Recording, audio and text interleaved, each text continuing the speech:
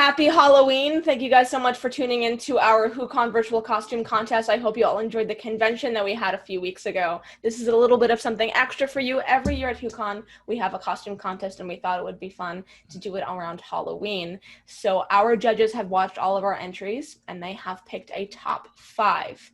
So before we get started with that, I'd like to introduce our judges. We have Marc Biagi. Marc, say hello. Hi, everybody. Marc is awesome. He has been at several WhoCons and emceed panels and dressed as the master, and he's just always such a delight to have. So thank you so much for being here, Marc. Thanks. I'm glad to be here. Looking forward to sharing everyone the costumes that we've selected. Excellent, excellent. We also have Andrew Elkins of Geek Regeneration as his classic 4th Doctor. Hello, Andrew. Well, hello, Mazz. Good to see you. Thank you so much for being here. Of course. And we have the one and only Professor River Alexandra Song. Hello, River. Hello, sweetie. It's so lovely to have you here as well. Both Andrew and River have also been at WhoCon many, many, many times. River has brought the doctor himself. Yes, I have. With her many times. So thank you both all so much for being here. One of them. Depends on the day. Depends on which one. Depends on the WhoCon. They've all been there. So thank you guys again so much. My name is Mazz. I am your host. You can find me on Instagram at MazzFace and Twitch at twitch.tv/MazzFace as well. So again, our amazing judges have watched your entries and they have picked our top 5. So I'm going to go ahead and play our top 5 contest entries as well as the judges' initial reaction to our top 5 contestants. Check it out.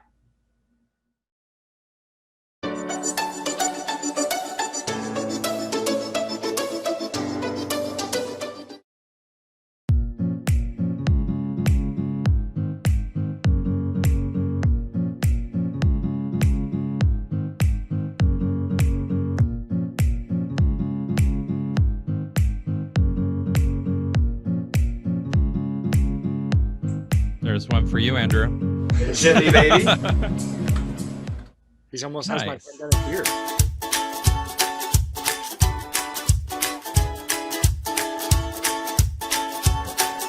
Hi everybody, I'm Amy Pond. That's right. And I'm Rory and Roman. We're on our honeymoon.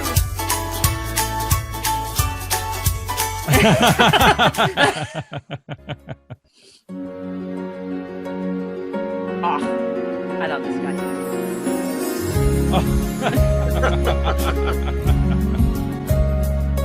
Oh my.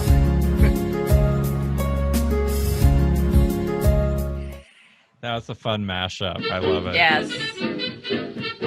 Clever Max.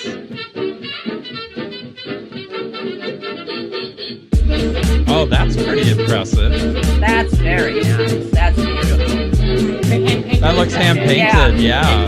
I like that.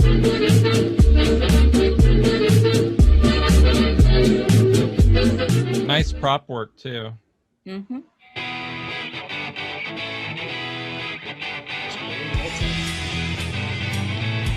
Would that be Richard III? Well, that's kind of fun and different. And heavy. Yeah. A lot of it's actually rubber. Ah. Yeah. I wondered if it was rubber, plastic, or aluminum or something, you know. Or maybe It's a like mix of both, I believe. Rubber and aluminum. Yeah. That's pretty good. All of those are very nice. So those were our top 5 contestants. Judges, what'd you think? really an interesting bunch. I think a wide variety of styles and interpretations, some great skill, and some fun presentation. Oh yeah, some great creativity there, and just definitely some good enthusiasm. Those Some costumes. amazing work. Yeah. Yes. Some pretty amazing craftsmanship. So our judges will be picking our top 3 winners today, and those it's so winners will hard. receive VIP passes to WhoCon 2021. They will be judging on craftsmanship, presentation, and creativity. So judges, let's talk a little bit more in detail about some of these costumes. So I will tell you, as far as that last one, our chainmail 10th Doctor, Zach Neff worked over 200 hours on this particular Wow. piece. He said it's a mix between both aluminum and rubber rings as well. So that's quite a lot of work put into that costume. That's some serious dedication. It's a lot of work. Absolutely. I have friends in the SCA who have made chainmail before, so I know what's involved with doing that, and it's quite an effort. Yeah, I'm really impressed, but I can understand kind of the choice between adding in some rubber rings as well, because it makes it much more comfortable to wear, I imagine. I would think so. The weight must be something incredible. You know, I've seen this costume in person at Gallifrey 1, and it's pretty impressive. Now, I would think maybe the black stripes are the rubber rings is maybe my guess. I don't know. Maybe. But it's still very impressive. Very impressive. It has a great fall to it, too. Yeah. It looks right. Form-fitted, yeah. Yeah. And it definitely conveys the 10th Doctor, too. So Absolutely. I'm sorry, Andrew, what'd you say? I said it reads really well. It does read really well. I agree. How about Clever Max? The Borderlands. That Borderlands. Yeah, that was really good. Amazing. Hand painted. You said, right?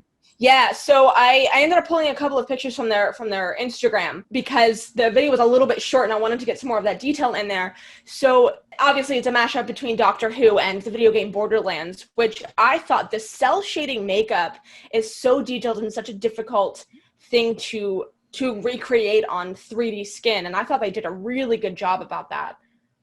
I thought it was absolutely beautiful. I mean, when I first looked at it, I went, oh, that's like, pan velvet and it's the lighting, but it's not. It's all cell shaded, and painted, and it's beautiful.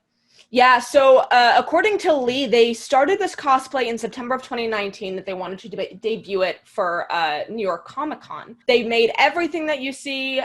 They made a working cyber planner piece, a cybernite, a mod, a bunch of other pieces that they had with it, the props that they built all themselves. The gun that you see that Clara has, they turned into a Borderlands gun, so they ended up making a lot of props to go with this piece, which is really quite impressive.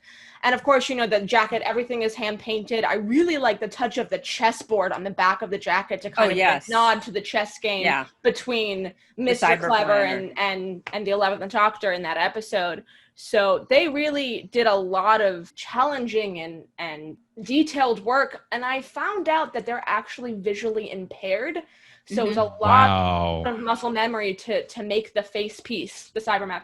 I wondered about that. It's a great appliance. Such an amazing costumer and fabricator. It just knocks me out every time I see him. The ensemble itself it's just a perfect piece just all together. And presented so well. Absolutely. Yeah, between and like the LEDs as well, like on the appliance that they had on their face. That's amazing. I am a big fan of appliances as well as props, and all of them were really well done. Plus it's a mashup, so just coming up with that concept and pulling it off is just incredible. Yeah. Yeah, I was really impressed. I want to give a special shout out to Barbara and Rick.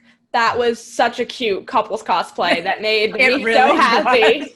It was. It was so delightful. I'm like, that's exactly the kind of energy that Amy and Rory would have if they were making vlogs of their honeymoon. Yes. Except Amy would be beating him about the head and shoulders a little more. No, don't do that. You look like an idiot. Why would you look like that? Now I have to start over. You stupid face. They definitely look like they were having a lot of fun. They had a great time. They looked like they had a lot of fun. What about the TARDIS Deadpool?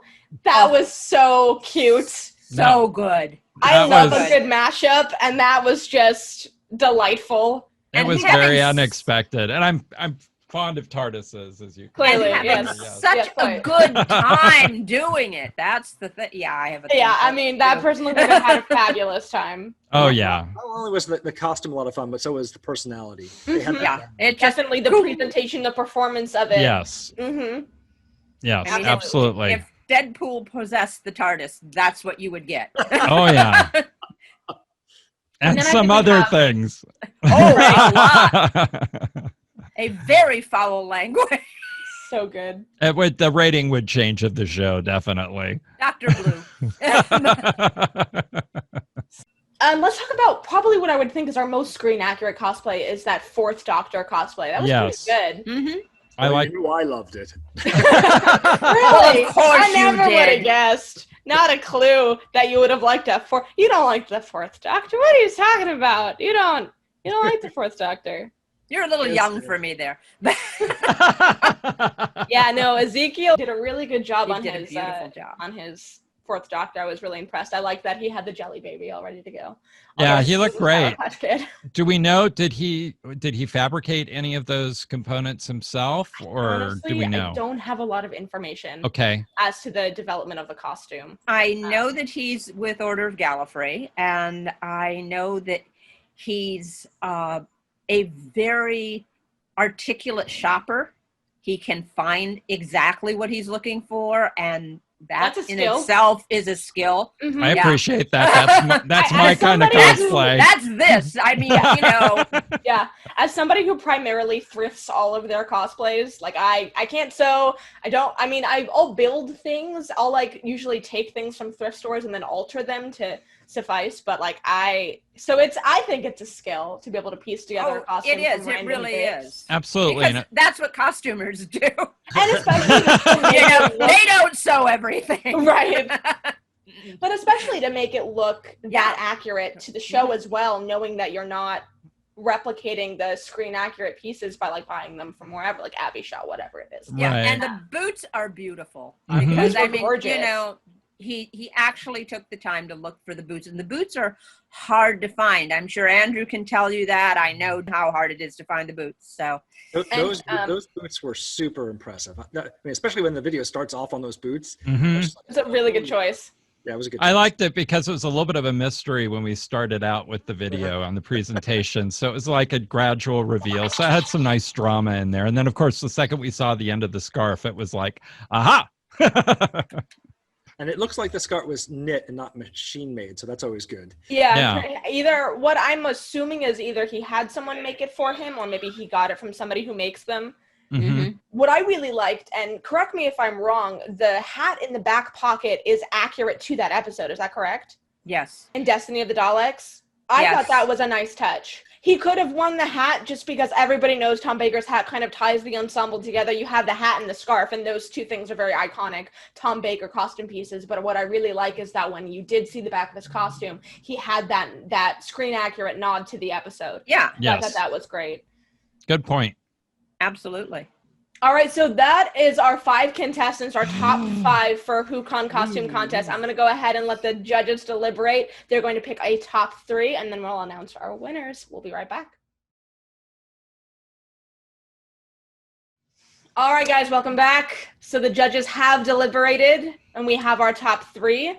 First of all, I want to say that you really struggled really picking these top 3. I think everybody did a little bit. During that conversation, there was a lot of back and forth. Yeah. I think that the top 3 winners you picked are absolutely deserving. So let's talk about our 3rd place winner.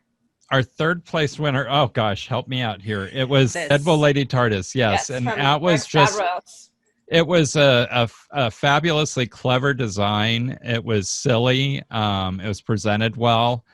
Constructed well. I've not seen anything like it before, and yet it works. And I thought it was great. I thought it was fun. I love that he had the doctor's question mark umbrella and 2 Sonics and the lantern hat. It was so cute. Well, I love the fact that it was instead of the swords, it was the crossed question mark umbrellas in the back. That was great. You Really know, clever. a good nod to Deadpool and a good nod to Sylvester McCoy's Doctor there. So, Greg Stavros, congratulations. You are our 3rd place winner for the WhoCon Virtual Costume Contest, and you will be receiving a VIP pass to WhoCon 2021. So look out for our email about that. All right, let's go to our 2nd place winner. I think Andrew should announce this one. What, you don't think that makes it obvious? Well, that Yes, do it. No, why would it be obvious? I don't understand. our 2nd place winner is the 4th Doctor. Yeah, congratulations. So Ezekiel, I believe the judges really picked because he was our most screen accurate cosplayer. Andrew, why don't you talk about a little bit more, because you are a 4th Doctor cosplayer, about some of the details of his costume that you really appreciated. Certainly the boots, because the boots are really a tough find, and to kind of get that look, it's really tough. Cosplayers like myself, we have to go to cobblers to really get that stuff built. I don't know where he got his boots, but they look pretty good. Whether he found them online and sourced them, which is also super tough, it's definitely an appreciation factor, especially when the video starts off on them. I can appreciate that the scarf was knit. And he had the look and the mannerisms, and I always appreciate that.